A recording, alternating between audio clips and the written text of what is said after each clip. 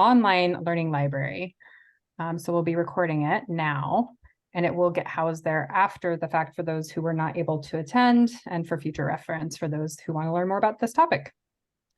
So welcome everybody who's joining us. I'm the Food Systems Program Coordinator for the Regional Small Farms Program. I'm housed out of WSU Kitsap Extension. And with us tonight, there's quite a few of our Regional Small Farms team, actually. Kelly Henwood, who's our Small Farms Coordinator, housed out of Jefferson, and Laurel Moulton, who is our IPM Specialist, who's housed out of Clallam. And tonight is our latest Dirt Talk Farmer to Farmer online event, all about flea beetles. We're also joined tonight by two farmers. We've got Jen Clark, who joins us from Kitsap County with Roots Farm, and Laura Llewellyn, who's with Chimolo Produce out of Jefferson County. They're going to be sharing their experience with flea beetles, and Dirt Talks are meant to be interactive. Laurel will be giving a presentation, and the farmers are going to be giving their perspectives, but we'll have plenty of time at the end for those who are joining us tonight to discuss amongst yourselves and talk about your experiences and ask questions. Feel free to use the chat function at the bottom of your screen throughout the presentation so that we don't miss any questions that might come up as we go along, and I'll be monitoring that as well. So I'm going to go ahead and hand it over to Laurel to introduce herself, and then the farmers can give a quick introduction of themselves before we get started. Thank you, Jess. Thanks for joining us. I'm Laurel Moulton. I work with integrated pest management with the Regional Small Farms Program in Clallam, Jefferson, and Kitsap counties.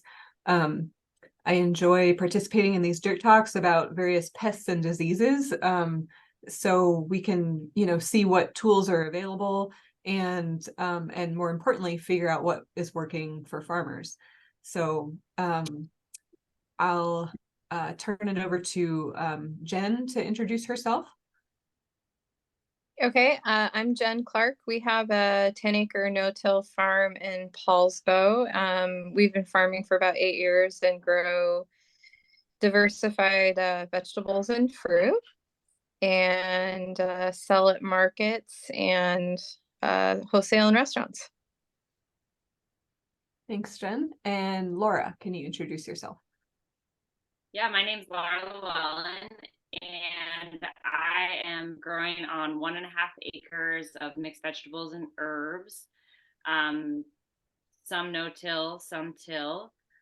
This is my 18th year farming, but it's Chimolo's 3rd year in business. Yeah. Thanks, Laura. Okay, basically, I'm just going to start off with some basics about flea beetles, and then I'll ask Jen and Laura for some input on some later slides, and look forward to the conversation at the end. So flea beetles are a pretty important pest around here. I hear a lot of folks struggling with them. There are many species of flea beetles, but there's three. The three most common ones are the crucifer flea beetle, so that's what I hear most about. The tuber flea beetle, and those attack solanaceous crops and specifically damage potatoes, tubers. And the western flea beetle, which is also solanaceous plants, and they occasionally damage potatoes, but usually they're just a foliage, damaging the foliage. The crucifer flea beetle, these pictures aren't great, but the crucifer flea beetle kind of has a bluish metallic tinge, even though the picture doesn't show that. The tuber flea beetle is a dull black, and it often has yellowish orange legs, and the western flea beetle tends to be more kind of copper brown metallic, and also has yellow-orange legs. There's others like the tobacco flea beetle, and then there's some flea beetles that are problems on chard and beets. I have never seen those around. So if you guys start getting what looks like flea beetle damage on chard or beets, let me know. Oh, I have that. You have that? Oh man, okay. I don't see anything jumping around. I haven't actually seen an insect, but there's Okay. That's why I love these. I learn something new every minute. So Okay, so for flea beetles, the adults overwinter, and they start emerging as the temperatures heat up. So 59 to 68 degrees, I converted that from Celsius. I think it was like 15 to, I don't, whatever. Anyway, it was kind of a more clear numbers when it was in Celsius. But so basically end of May to the end of June is when the first generation of adults emerge. They tend to feed on weeds until something more desirable comes along, like year crops. The females lay eggs at the base of the host plants, and the eggs hatch and the larvae crawl down and feed on the roots. Most people don't see the root damage, but in high enough numbers, they can actually cause a lot of damage. But typically there's maybe a 5% economic loss from root damage that you may not even notice. The adults are the ones that feed on the foliage. And there's different flea beetles have different numbers of generation in warmer years. And as the climate warms up, they can have more generations. Typically around here, at least what the commonly held information is that crucifer flea beetles just have one generation. But they are capable of having more. And they may already in warmer microclimates here. The tuber flea beetle can have 2 to 3 generations, so that damage really builds up. And the western potato flea beetle as well. Those generations tend to take about 6 weeks from the egg laying to the new adults emerging from the soil. And I'm going to go back to the last slide. You guys probably know they're called flea beetles because they're very small. They're 1/6 of an inch or smaller, and they jump like fleas. On this lower picture here of the western flea beetle, you can see it has this enlarged femur, and that's kind of that's where their jump comes from. So they can quickly escape. They're also really strong flyers, as you guys probably already know. Okay, here's examples of damage. The adults feed on the foliage and stems. It's really typical in solanaceous crops. There's shot holing, lots of little holes, and sometimes on the crucifers as well, but sometimes on the plants that have the thicker leaves, it's just pitting that you'll see. In some cases, the leaf damage is not really a problem on solanaceous crops if it doesn't take up too much surface area, but you can see in this potato photo here, that's obviously a problem. And when there's really heavy feeding, kind of a secondary problem is the plants can get desiccated when it's hot and windy, and enough of the kind of epidermis of the leaf is scraped away. So you see that here, and then you see that in this kale as well. For the tuber and root damage, the tuber damage, you can see the trails here and all the scarring. If you peeled the potato, you would see these kind of brown marks, and those are most of the damage is superficial, but it causes lots of scarring, but sometimes they'll tunnel in deeper, and the brown on the flesh is sometimes staining from frass, but frass or poop from the larvae. But sometimes that's secondary rot. Anytime you damage the tissue of a plant, other things, fungus and bacteria can get in and do their thing. So in addition to having ugly, thick-skinned potatoes, they may not store well as well. And just a note, symphylan damage on potatoes looks similar, but you won't. When there's flea beetles, you'll also have the damage on the leaves. And just for those of you that don't know, symphylans are these little. They're related to millipedes, but they're not millipedes. They're much smaller.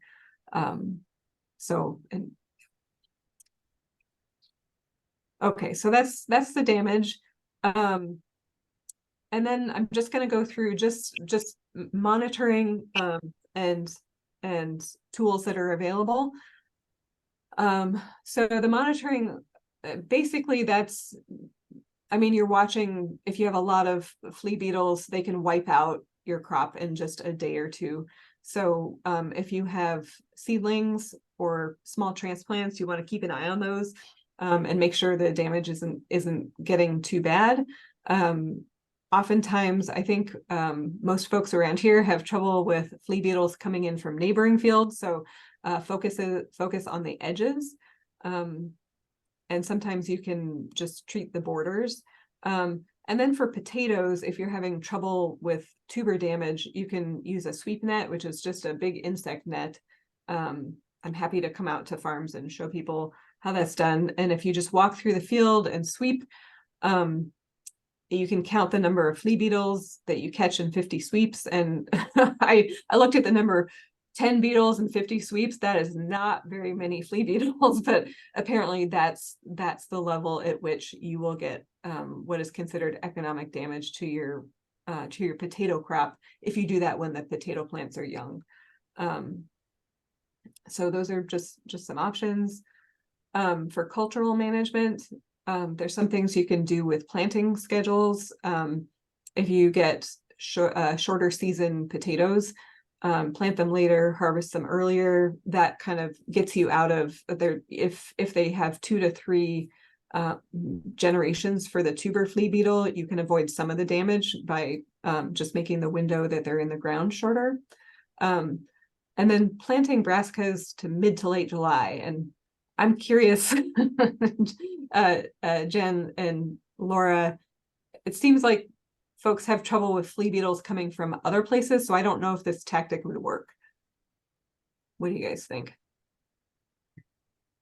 I have never had brassica flea beetles, so you just mean avoiding later? Yeah. That tactic is just kind of avoiding the early season and early season damage and waiting till later. But I know at least in Jefferson County, the folks that I talk to that have the crucifer flea beetle, their main problem is the flea beetles coming in from neighboring fields. So I guess I think you'd have to push that back into August and then barely have a harvestable crop in order to reduce I did have some broccolini that I kept under remay until it was basically harvestable, that was like opened up in like September, from the remay, and I was able to harvest that. But I think there's more generations happening in Jefferson County than just one, for sure. Yeah. Okay. That's kind of what I suspected, but but I'd love to, yeah, it's good to hear that from you. I mean, not good to hear that, but good to have that confirmation. Okay, so other tactics are managing host weeds. So if you have a lot of wild mustard around, things like that, those are crops that are very attractive to flea beetles, and they can multiply using those. And then the adults overwinter in crop debris. So you can manage weeds and reduce crop residue if that's something that you can do. Rotating crops doesn't work because the flea beetles are so mobile. They're very good flyers. But I think on the next slide, there's one situation where crop rotation does work.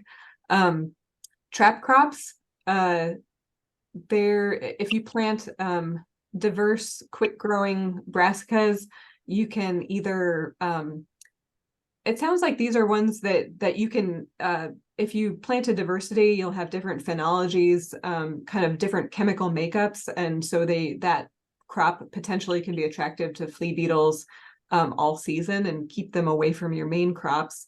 And then you would just the strategy is to spray the beetles on your trap crop or till it in and destroy the eggs and the larvae that are in the soil. Do either of you guys use trap crops? I do not. I've let my old salad plantings be trap crops. So it's great to know that tilling it in does reduce the population, because it sure feels good when you till in a lot of Flea beetle. Yeah. Yeah, you won't get the adults that way, but the eggs and larvae under the soil. That's good. So in one of the WSU publications, they do list that companion planting or living mulches can be helpful, but there weren't any citations that I could follow up on. So they listed bunching onions, dill, marigolds as potential options. Any thoughts on those? We have a couple hundred going in as an experiment here in the next couple weeks to see if they work. So Okay. I'll report. I don't have feedback on that yet. Great. And then there was a study down in Oregon where they used barley straw mulch or leaf mulch just to mulch around the crops, and that helped the flea beetles not be able to lay eggs. It was just a moderate improvement, so that's an interesting one. Any comments on that? No. No. Yeah, I think about it and I'm like, okay, well, the adults will overwinter in debris, and anyway, so curious about that. Okay, physical management, row cover is if you can get it on your crop before the flea beetles get there.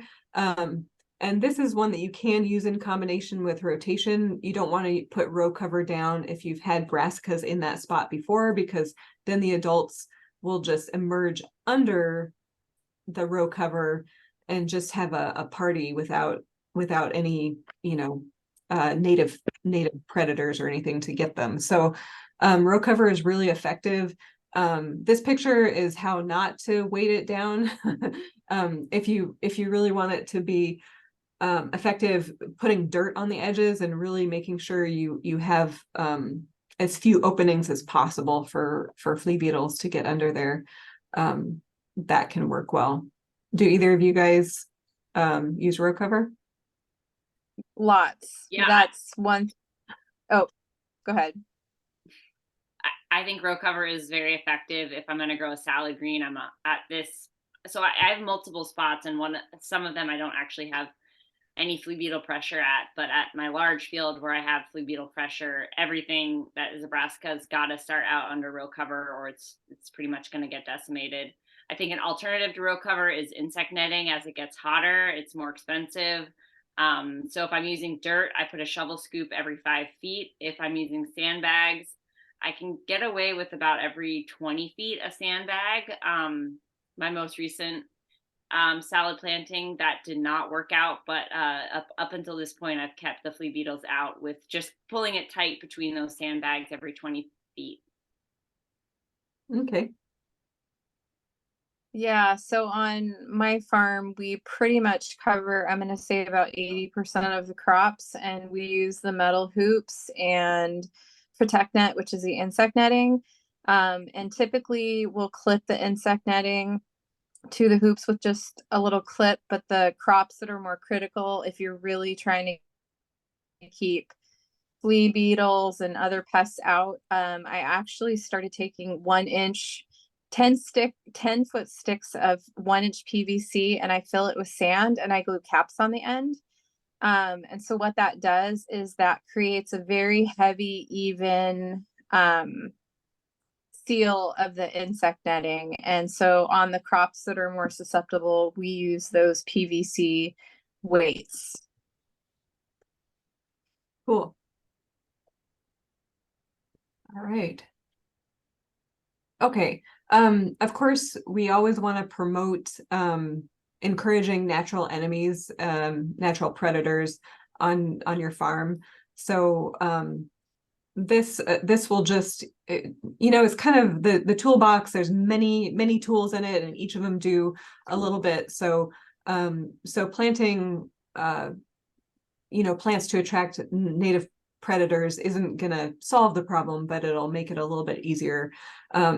So anything you can do to get lace wings, and there's a photo here, big-eyed bugs. They have these big eyes, damsel bugs, things like that.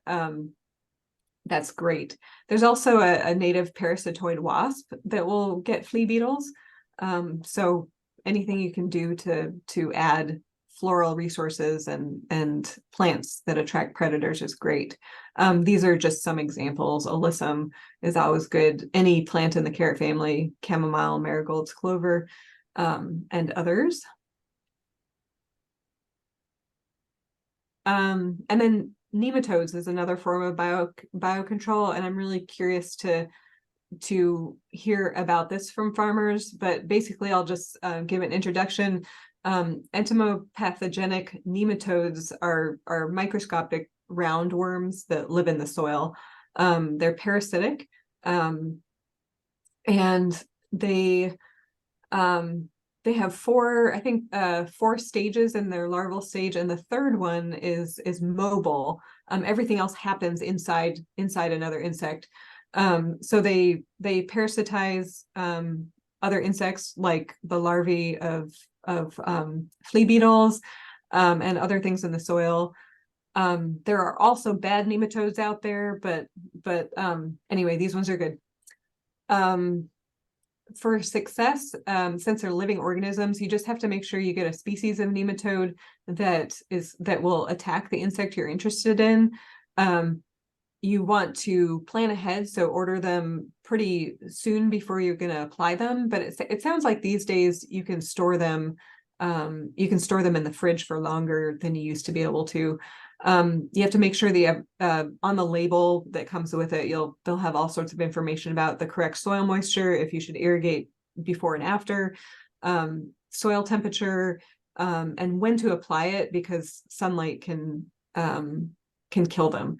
And then if you're applying it with pesticides, I'm guessing most of you guys aren't. You just have to make sure, since it's a living organism, that those pesticides are something that won't kill the nematodes as well. Here's some species to try. Somebody else can try to pronounce the names. But there's a few that are readily available and that are known to parasitize flea beetles. So look for those ones. In nematodes, there's two different strategies they use. Some of them just kind of sit and wait near the soil surface and get pests that are crawling by, and some of them actually actively move through the soil to look for the pests. If there's hosts present in the soil, the populations of nematodes will self-perpetuate, at least during the season, the growing season. But the key is, with living organisms, if they don't have continual hosts available or food available, they just die off. They may, if they do overwinter here, it's typically not in high enough numbers to get control in following years. So at this time, what I know, at least, I'll be curious to hear from you guys, is that you'll need to apply them each year. So Jen, what's your experience with nematodes? Yeah, I'm gonna say about 5 years ago, we went out and we found that our tomatoes were getting defoliated, and we discovered it was flea beetles. It was my first experience, and we didn't want to spray anything. And I buy a lot of products from a company called Arboricool Organics, and it was recommended on their website that these nematodes would take care of flea beetles. And so it's a variety called HB. And you can go straight to Arboricool Organics and do a search of flea beetles, and it will show you the species of nematode that works. So my first time applying them, the one thing you want to do is you want to apply them in the spring.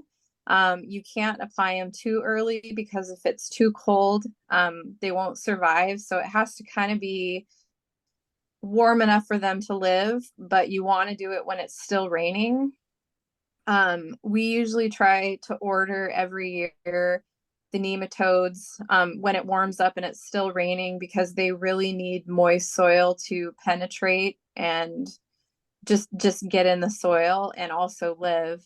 And so anyways, we found the flea beetles on the tomatoes. We applied the nematodes, and I'm going to say within 3 weeks, we had 0 flea beetle issues. And so every year we apply, we do nematodes twice. We do early spring when it's raining, and then we'll come back in like 4 to 6 weeks and do another application, because we also have a big issue with cabbage root maggot.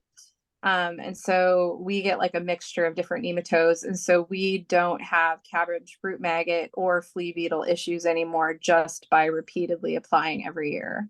And it completely eradicated flea beetle issues on my farm. Like we don't have any, and just preventatively spray every year.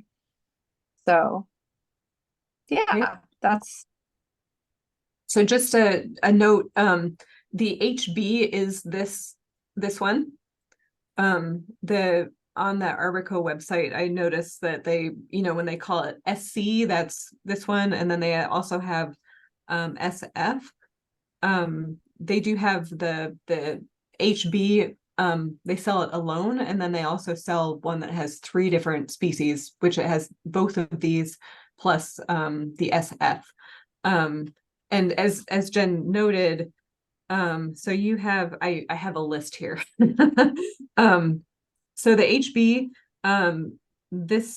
those will parasitize ants, asparagus beetle, bagworms. Okay, I'm gonna skip all the tropical stuff. Colorado potato beetles, corn rootworm, cucumber beetles. We have those around here. Flea beetles. Let's see. Leaf miners, root weevils, scarabs. Yeah. So they do, it's not just one insect that they can help you manage. And then let's see, the SC. I know that the cabbage root maggots were listed in one of these, but anyway, they can control other pests like Jen is saying they have successfully done. Yeah. Have a product. One of their products is called Triple Threat, and it just has 3 different species to, get multiple pests. And so that's what we typically spray twice every spring, is the Triple Threat from Arbico. I'm sure there's other companies, but they're the one that I have experience with. Yeah. Okay. And the Triple Threat, that's the one I was talking about too, that has both the ones I list here, plus a third one. Cool. Laura, what are your thoughts? So I applied nematodes. This is my second year growing at this field. And so last year I got really hit by wireworm. So I applied the nematodes for wireworm primarily. And I hit like the last rainy week before, the rain stopped falling. And so that was after I had all my brassicas under remate at that point, but there was still arugula transplants going in near me, and there was a lot of flea beetle action around. And so I'm trying to remember the exact timing, taking it off remate, and I'll show a couple pictures that kind of breaks down this timing better, but how the timing relates to the nematodes. The things were definitely under remate when I applied the nematodes. And I had no idea that they were actually going to do anything potentially for the flea beetles. And I did spray, but the flea beetles populations were reduced. So is that because of the nematodes or the spray or both, and a combination of more factors, I'm sure. But it's kind of cool that these nematodes can be effective against a lot of problems. And I definitely notice a dramatic increase in general plant health, because I think I had a lot of plants that were really suffering. Like I had literal dead zones last year. I had wireworm so bad in some sections, like nothing was growing. And so like not even weeds. So I think that I planted that area into a squash patch this year, and squash is kind of naturally resistant to wireworm, but not a single plant has died. So I am a big fan of nematodes. Super. Okay. Yeah, I was looking at the list for the triple threat. It's the SF one that's good for cabbage root maggots. SC is listed for wireworms. So yeah, so multiple pests. And I've seen other information about wireworms and other like different, yeah, I've seen a lot of, so it just seemed like the triple threat was like the broadest. I mean, you don't want to kill more than you need to, but it's kind of a cool benefit to have a broad spectrum. Yeah. Yeah. Okay, let's see. Any other comments about nematodes before we go on? So another biological pesticide is Beauveria bassiana, which is a fungus, and this targets adults. So it's a foliar spray, and basically the fungus just colonizes the adults, and there's the disease that they get is called white muscadine, and you can see I couldn't find a flea beetle that was colonized with the fungus. I'm guessing because it's just such a small insect that it's not as photogenic, but I'm curious if either of you guys have tried Beauveria. No. No. I have not. No. Okay. Yeah, that's just an interesting one out there. And then there's also some chemical pesticides. Pyrethrins, I know there's some farmers that occasionally use those when it gets really bad. Spinosad can be effective, and then kale and clay is more of a physical barrier. But you just have to be careful with pyrethrins because they're broad spectrum, but they're, if you're getting wiped out, they can knock back the flea beetles. Spinosad is also I guess not as much broad spectrum, but it is still broad spectrum. So you just have to know that you're going to be killing the good guys with the bad. Particularly with pyrethrins, you can get rebound pests with aphids and other quickly reproducing pests. So do either of you guys use pesticides, or have you? I use Montgomery garden insect spray this year, and I was just looking it up to see if it was a pyrethrin based spray because I'm not actually sure, but it was very effective. Okay. It was the first time I've ever sprayed for flea beetles. Okay. Then I think you're on mute. There we go. Can you hear me now? Yep. Okay. I've used Pyganic, which is a pyrethrin based spray. It's OMRI approved. I haven't used that for flea beetles, but I've used it for really bad aphid infestations.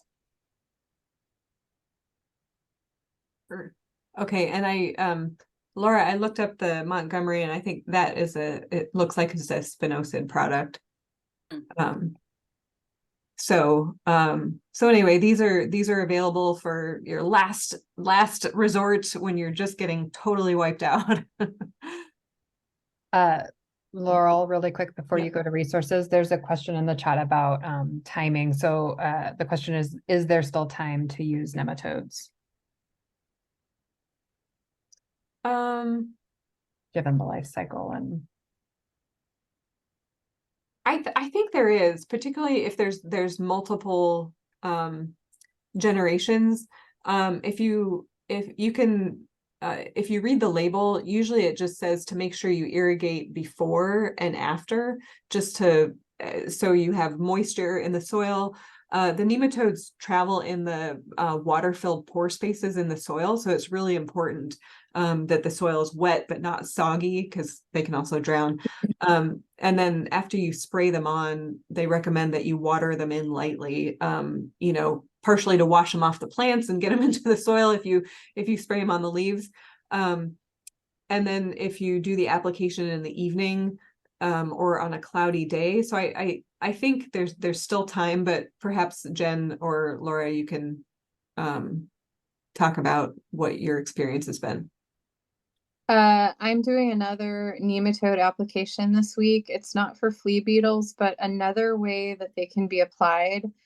We're planting probably close to 1,000 brassicas this week, broccoli and kale and collards for fall and winter harvest. And you can do like a root dip. What you do is you take your nematodes and you dilute them in water. So you have like a cup or a tub.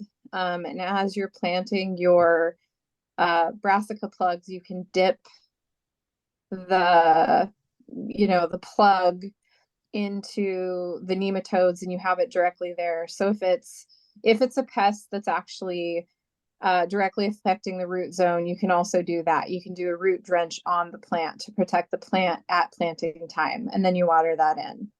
So that's another way that I apply nematodes.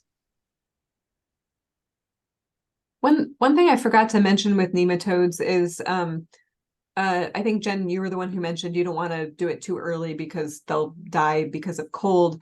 The most cold tolerant nematode that I've seen is kind of 57 degrees is where it gets active, but all nematodes are most active when you have soil temperatures that are in the 70s.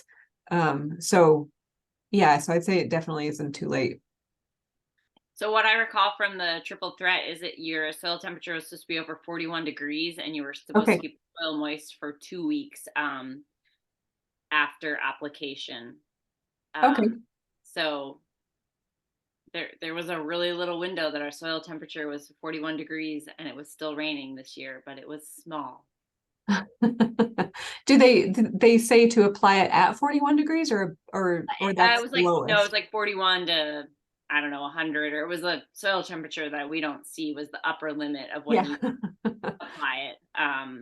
But minimum 41 degrees is what, or maybe it was 42 degrees was what was recommended. Okay, that's better for around here. But still, the nematodes are going to be most active at the warmer soil temperatures, but moisture is important. Yeah. I love what Asa is saying here in the chat. These guys have a lot of experience with flea beetles, so thanks for sharing that, Asa. Okay, Jess, could you read that? Or no, Laura, do you want to read that comment out loud? I can't see the chat box. Use the Bottengard, which I'm probably butchering that word, which is a Nuviera basuna. It works well if you can get the spray early before they're completely established. It's pretty affordable and it can be sprayed as many times as needed throughout the season. Usually takes a week or so to see the effects, and we usually end up needing to reapply. And then if the pressure is really bad, they'll use Paganic for knockdown and then go back to using the Bottengard. Okay, super. So that's the Bavaria. Awesome. Are you using it just for flea beetles or other pests? Asa, you should unmute yourself and share here. Yeah. Yeah, mainly just flea beetle. Okay. For the brassicas. Awesome. Thanks. Okay, so I list some resources here, and I'll put links in the chat box as well, but there's a publication about organic management of flea beetles. If you don't know how to install floating row cover, there's a publication about that. There's one about nematodes, and then just encouraging beneficial insects. It says in your garden, but the same techniques can be used on the farm. And the pollinator plants in Oregon, it's just a good publication. So Western Oregon, Western Washington, we'll take it. Laurel, so, could you also send me the list of your resources so I can include it in a follow-up? Because everybody will get a follow-up with the link to the video and then the slide deck with resources. Yeah. Okay. Yeah, I can do that. So I'm just going to stop sharing my screen. And so here, I think Laura, you had some pictures you wanted to share. And at this time, Jennifer and Laura, you can, say anything else you have to say. And folks in the audience can feel free to unmute yourself and contribute to the conversation, not conservation, as well.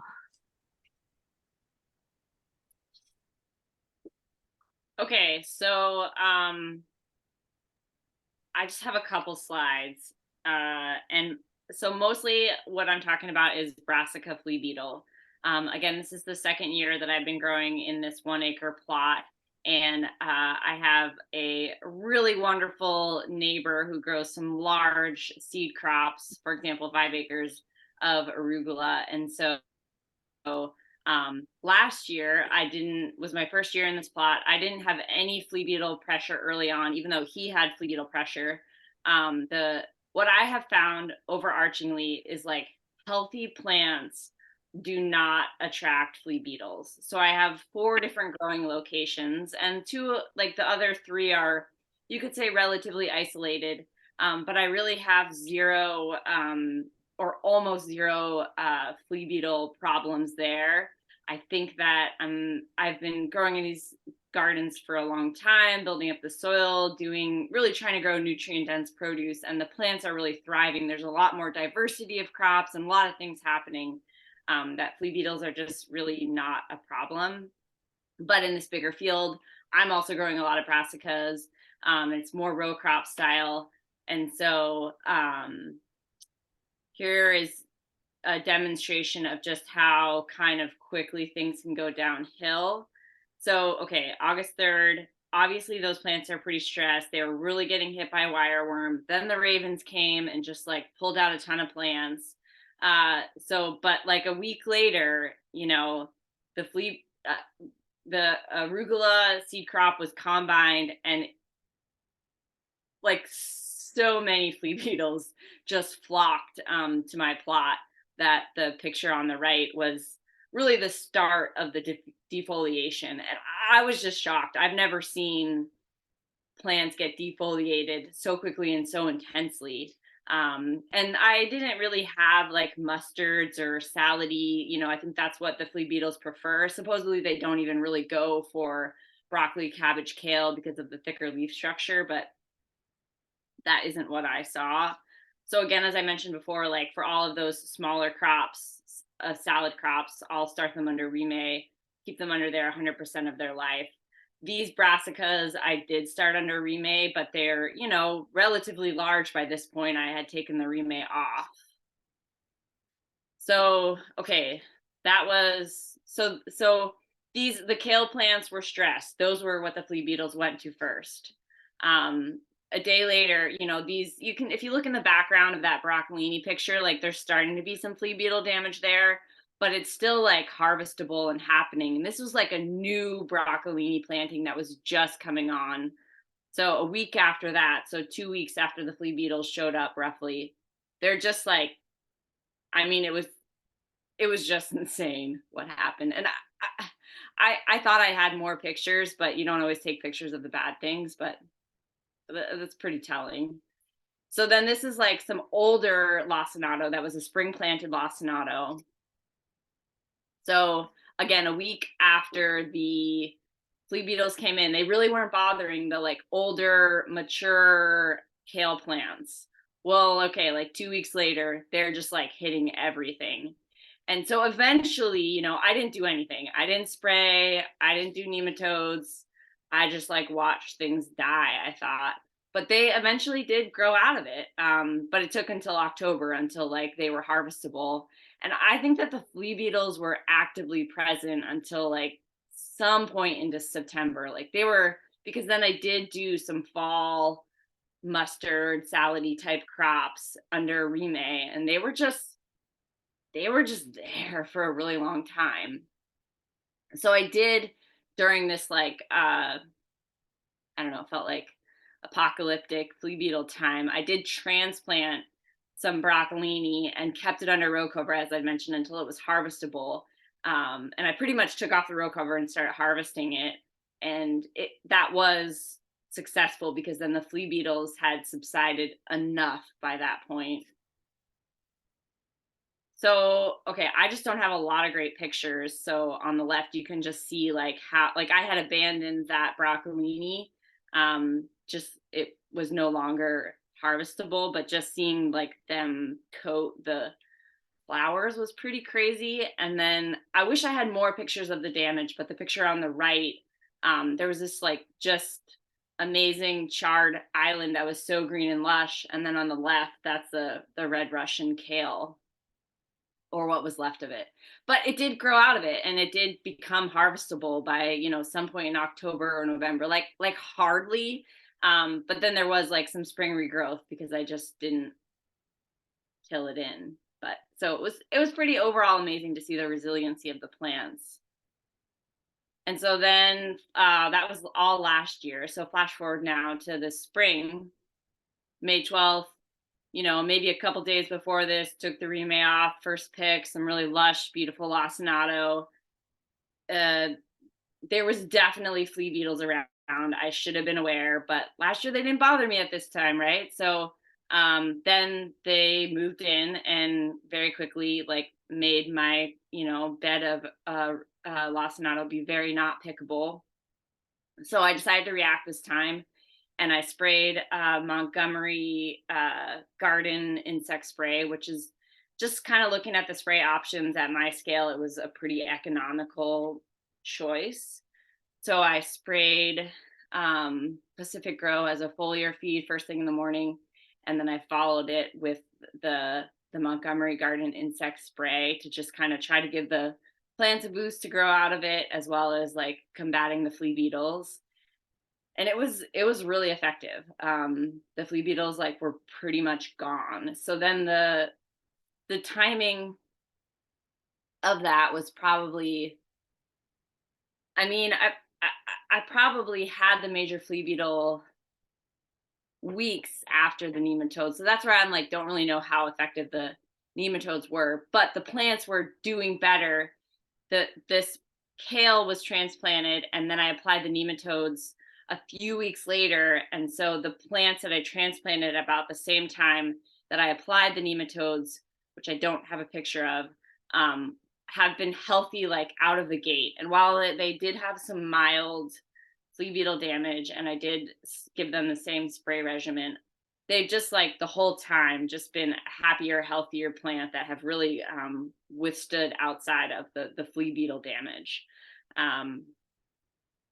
But now, here, this picture recently, this week, and for the last maybe 10 days, the kale there's been enough good leaves on it that I can harvest it. And there's still flea beetles out there, it's not gone. There's still damage being done, but the plants are withstanding. And so I think my biggest takeaway with the flea beetles is that they really are attracted to stressed plants. And so I feel like for me, bringing the wireworm into check with the nematodes has really enabled the plants to be healthier and happier, and to not be like as attacked by the flea beetles or the aphids or whatever is the pest that's trying to go after the brassica crop. So I think that's the short of what I've got to say about flea beetles. But if you don't have it that bad, you're doing good.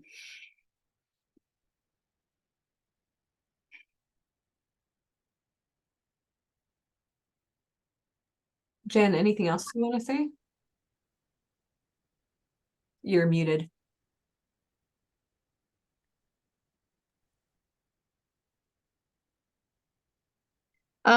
Yeah, the only thing I've learned, if you wait until you have a problem, it's kind of too late, because then you're doing damage control. So every season we're just trying to get more and more on top of preventative measures. So yeah, covering everything before we see pests, and we just spray nematodes every year preventatively and just don't have a lot of the issues we had before. So prevention is better than waiting until you see a problem. That's, I guess, my advice, although still problems pop up. But yeah.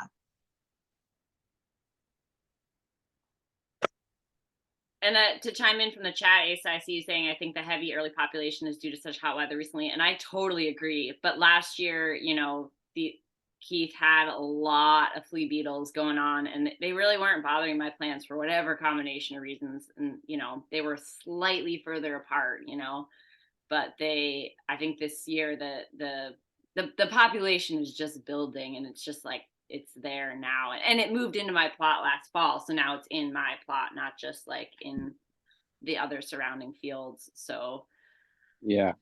Yeah, we weren't affected at all really at Glendale last year. And then towards sort of the end of the year, I mean, there was some hanging around, but then this year it's just been like right from the first plants at the end of April, they've been on there, and it's been pretty hard to like catch back up to it. But I think now we're kind of sort of reaching that, but it definitely seems like the population's pretty severe in that little area. yeah. And it doesn't seem like, there was maybe like a dip in the population in the summer, but then there's just this like later population that everybody said was just hanging on later and later than they'd ever seen. So there's got to be multiple generations out there. Yeah. I definitely. Yeah. I mean, I think the longer it's calm or the weather's not severe in the winter, they kind of have more time to be out there feeding before they maybe go to find their overwintering place and like call it a winter or whatever. So last year we definitely saw more damage later on and more flea beetle as opposed to where if it like gets really cold or something, it usually is slowed down pretty immediately.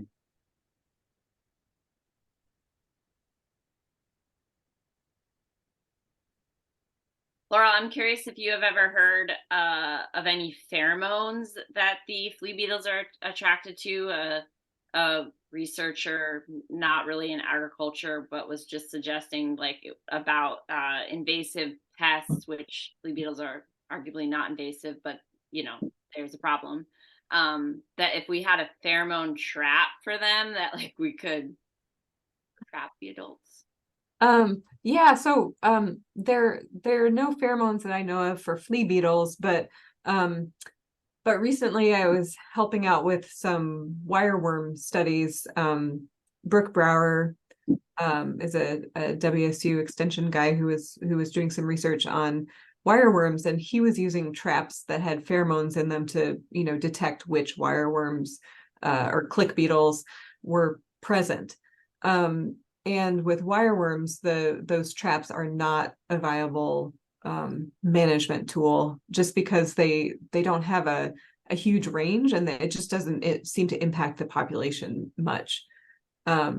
So I'm not sure if anybody's looking into that and if it would be a viable tool, but pheromones are used in other moth pests and things like that. But I can ask around. Yeah, it seems like because they fly and they have a certain amount of radius, it might be more effective than, well, I know the click beetle versus the wireworm, but yeah. Interesting thought. I'm gonna put a note here. And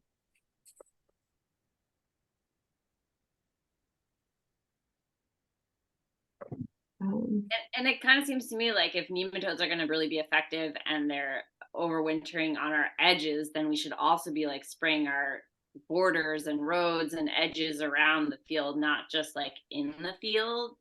Yeah, that's something I was thinking about, just because I know that there's a group of you guys out there that are bordered. I know there's one farm or multiple farms that are bordered by a grain field that has weedy mustard in it, and when they mow that field, flea beetles come over from that field and attack crops. And then you said you have an arugula seed crop nearby. It's the same wonderful farmer that we're all referring to, who has in multiple locations.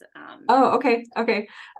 Yeah, and so my curiosity for a couple of years now is like, could there be some kind of neighborly working together and spray some nematodes on that land? Because as as the population builds up, more eggs are being laid, and it's just going to make the population worse. So any way that you can take some of them out of the picture, that's just going to lower the population overall. So if there's any way that neighbors could work together, I think that would be a great strategy, because it just seems forget about life cycle. If your neighbor mows their field and everybody all the flea beetles come over to you, some of these strategies won't work. Yeah.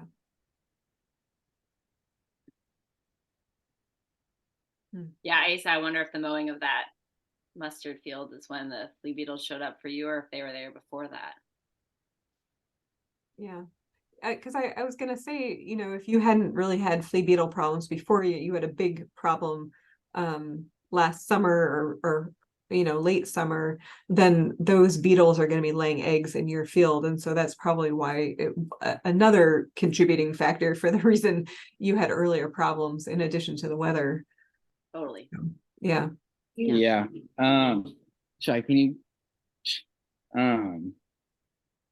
I think that our pressure was not that, like, wasn't severe last winter, like anything compared to at our home farm where we've been growing brassicas for a lot longer than out there. That was our first year out there. I think they didn't quite find it until closer towards the end.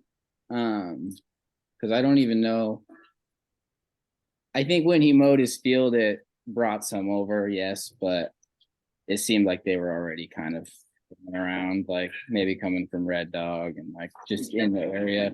And then I'm also curious as to if they can overwinter like in woods, like in the woods, like in leaf litter and stuff like that, or if it's just in kind of the fields because there's a lot of woods around here. Yeah. I mean, I think the adults, they, if they're overwintering and they're kind of in a hibernating state, they're not really going to need to eat, so they won't necessarily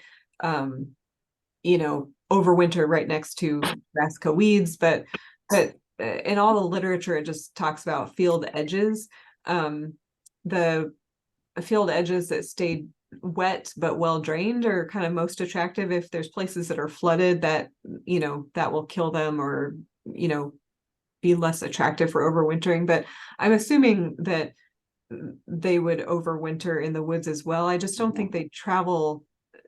They're going to overwinter relatively close to their food source. They're not going to fly way into the woods to overwinter there. So I would say edges, but if you have forest along your fields, yeah, they're taking advantage of that. We didn't really grow any brassicas at our home farm where we've had the most problems last year until sort of we planted a succession of kale kind of midsummer, and that seemed to be like in between the cycle, so it didn't really get affected much towards like till later on. But I'm just wondering if, because I walk around and like every little mustard weed or whatever has just like a bunch on it, so it definitely is like we're kind of starving them out a little bit, or they're looking for food sources. So I'm just wondering if them being overwintered in the woods, like if it's going to make that much of a difference, like not growing any brassicas per se, or if they would just, I mean, I guess it would definitely reduce after a while, but it would require, they're probably always going to be around when we're growing the kale. Yeah, I think it's not, I don't know if it's practical to get rid of them completely, but where they're overwintering, I don't think, I mean, anytime they're active, they need a food source, and they're going to lay their eggs in, near brassicas, if that's the type of flea beetles you have. And so, sure, some of them are probably overwintering in the woods, but it's more so that they have a food source nearby. So any management you can do to reduce the population, I think is just a good strategy. Jen, yeah. I'd be kind of curious, Asa, for you guys to like do a trap crop and then, because it's going to prevent the future populations, it seems like. So if you draw all the adults there, and then you're able to mitigate those future populations, it seems like. Yeah, we've definitely left like bok choy that's gotten too damaged out, and then like instead of tilling it under or whatever, we'll leave it out so we can spray off and use it as kind of an attract crop. So, and that's worked.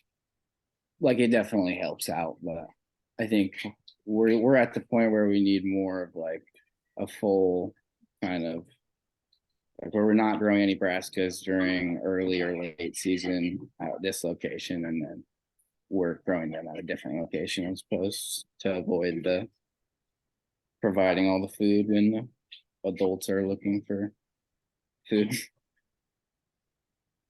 That makes sense. Yeah. Laurel, there's another question in the chat from Leslie. Sounds like she's seeing them on her tomatoes, but she's also seeing them on her scarlet runners. So she's just curious if that's two different types then that she's seeing in her. Yeah, I was looking at that, and the species that I covered, I'm not aware that they get on beans, but there are other flea beetles that do. I would need to do some research to see if they're around here. There's one called the pale striped flea beetle, but I just don't know. I don't know if it's here. So that's a good question. I'm gonna look into that to see if that one's one that might be found around here.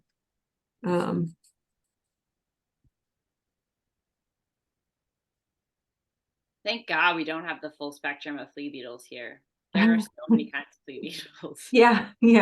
I see that in the Midwest, one of the biggest ones is a brassica stem flea beetle. There's just all sorts of materials out there about it. So I guess I'm glad we don't have that here. Yeah. Any other thoughts or questions? And Leslie, I'm just going to write your name down, and whatever I learn, I'll let you know. Yeah, if there's any other questions or comments or sharing of what you've experienced, it's a good time to have those answered and share your thoughts, because I think the farmer panel that's been chatting is super knowledgeable, as well as Laurel, and this is a great time to get those answered. While you're thinking about whether you have other questions, I'm just going to point out we will send out a follow-up email that will most likely go out tomorrow with a link to the video. It's going to be housed on our online learning page on our Regional Small Farms website. We've got some really great content on there now, a lot of IPM dirt talks throughout the last couple of years that we've done with Laurel that are really great to look back on. And then I'll also include the resources and slide deck that Laurel put together for you guys to have as a follow-up. We also ask that anybody who attends our educational sessions fill out an evaluation. I'm going to go ahead and just put that in the chat now. So for those of you who are actively sitting here with us, if you want to click that link, and then after we hop off, or now, it literally takes 2 minutes to fill out the evaluation, but it allows us to get feedback to the presenter and then for our programming, so we can evolve our programming and make it better for the future. So that'll also be in the follow-up email as well. But since you're sitting here, it takes a quick 2 minutes. Please do that if you have a chance. Yeah. And that's, thanks, Jess. We really are interested in creating programming that you want and suits your needs. So let us know. Yes. So if there's any other thoughts, comments, questions. I always have to remind myself to wait 6 to 8 seconds in case there is a response or somebody typing. I'll just mention there was recently a group buy on some insect netting through a company called Grower Supply in Oregon, and the time has passed to get in on that group buy, and so I'm sure that their like retail or wholesale pricing will be more expensive, but I think that could be a new supplier to look at for insect netting if you want to try that out. They're in Oregon, but they have a delivery truck that is going to be bringing us insect netting here at some time in the future. Hopefully soon. Can you say the name of the buyer again? Grower Supply. Grower Supply. Okay. I think there's a third word, and I don't want to misspeak on what it is, but I think if you Google Grower Supply Oregon, you'll come up with them. Yeah, feel free to reach out to me, anybody, if you're not finding that information. Okay. Because I know that, like, yeah, insect netting is just crazy expensive and pretty cost prohibitive, but Mhm. and it's a lot of work to put it out and protect your crops, and so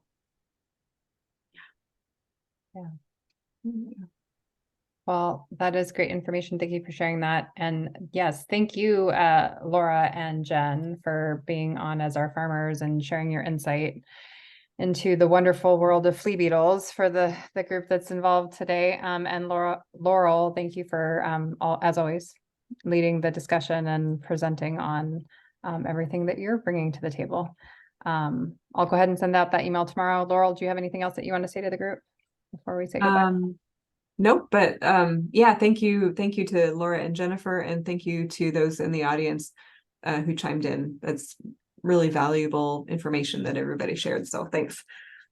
Awesome. Great. Wonderful. Well, have a great evening. Bye.